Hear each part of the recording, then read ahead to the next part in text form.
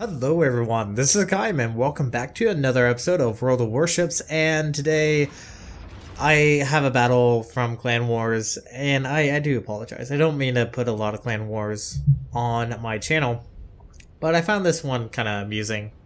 So, as I mentioned before, the meta right now is having actually dual HIVs.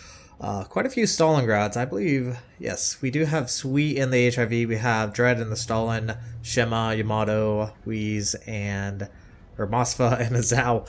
And fortunately for us, we're playing on Sleeping Giant. Sleeping Giant, I remember when I first took the HIV, this was a really good map for the HIV because you could make essentially the Kessel Run.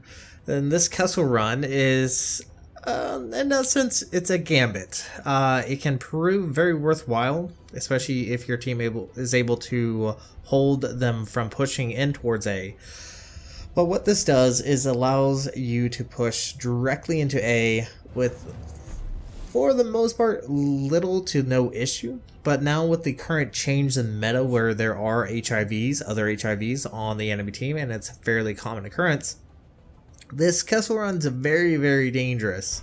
And fortunately for us, the enemy team doesn't have any HIVs, so that's going to prove beneficial for us. So, very dangerous, don't always recommend this, but when you get the chance, it's actually not that terrible of an idea. The only major downside, and I'll point this out as we are making our transit into A. Now, normally, I don't really like to talk that much about our tactics, but this one is kind of a, I want to say, known tactic that you can always kind of follow with. So I do have AP loaded. We are not detected. We are located. However, in a moment now, should see a enemy, I believe Zhao. There he is, finally spotted. Zhao opens up with HE, and do have the Mosfa of radaring. This is a good tactic to go with. Get double citadels on that Zhao. Very strong. Once again, Henri's AP and its reload booster is why the HIV is so very much well liked right now. But we managed to get into the cap unscathed and should begin capping it fairly quickly. We do have to worry about that enemy Yamato. Yamato might prove an issue, especially that current position. You can see how he's able to shoot in towards these islands, but fortunately we're now no longer detected, and we should be fairly okay. Now, what's unusual is actually the current placement of the enemy Des Moines. And I believe the reason why they did this is to ensure that no DD tries to go through the middle, but also to cause issues for the team on the southwest side. So, fortunately for us, that Des Moines not really in a, I don't want to say amazing position. It is good in a good position, but for the most part, its guns aren't always going to be firing. And that's the issue with this current strategy, is at the moment, there's not much I can do. And the HIV does have the second largest caliber guns on cruisers, and without it putting out the damage, and this can put out the damage, especially with that reload booster, can very much do that, but due to the fact that it's currently now, for the most part, not really able to do that, you're not able to assist for your friendly teams, especially if there are 3 enemy ships on the western side. Now, there are a few places that you can actually have your guns able to fire, but it really does rely on the enemy team being kind of distance away from the island to where you're able to actually shoot. Now, I am concerned about the Des Moines. Also concerned that the Yamato is now pushing middle. And this is where things get a little bit dicey, because if, for example, the friendly team does not hold the west side, they're able to push around into A. Now, for the most part, the Henri could possibly prevent enemy ships from pushing in. However, if 2 ships push in, then it becomes a little bit of an issue. And we'll see that probably in a little bit. Now, once again, our friendly teams being really good pester. They're pushing up towards the B cap. I believe Sweet is just being a downright bother. And this is where I'm talking about right here. This is where you're able to actually open up. Now, unfortunately, my guns were turned the wrong direction. And I'm always keeping in the back of my mind, trying to think what that Des Moines is going to do. But fortunately, I think our battleship is actually currently kind of keeping him from pushing in. And fortunately for us, the enemy Zao does go down, which should prove beneficial for us. So, once again, trying to take a position where I can actually able to at least deal some damage, especially if the Des Moines starts to push in. But we are currently spotted, and that is more than likely the enemy Yu Yang.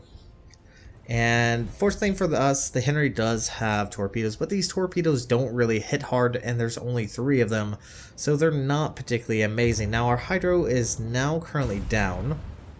Get hit.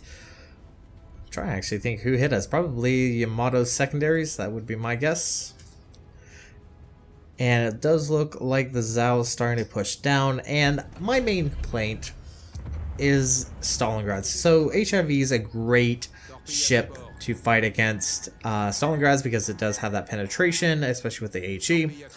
And here comes the torpedoes from the Yu Yang. Fortunately, Yu Yang's been nerfed, so torpedoes aren't that big of a threat, and we don't take that much damage from that. But Stalingrads are the counter to the HIV, as the HIV is currently the counter to the Stalingrad. I really despise the Stalingrad as playing a HIV, being a HIV player in Clan Wars, because its AP is able to overmatch the HIV's armor that there's not much you can do. You can't really angle away from it. Now, I don't know, once again, why that Des Moines is in the position he is, but unfortunately for us, we have just lost Chen in the Zao. And that's going to prove issue because, as you can see, the enemy team now has a gateway to where they can actually start pushing in towards our ACAP. And here comes the Stalingrad. Now, the Stalingrad is a scary ship, I will fully admit. It is a ship that I really don't like dealing with. And look at this, we're aimed by 4 ships. They really do not like us, but Stalingrad's turning circle radius is massive, and look at that, 4 citadels, reload booster, 5 citadels, 1 dead Stalingrad. And at the exact same time, the Zao is starting to push in. Now, the enemy team is making a push. This is something you really have to understand.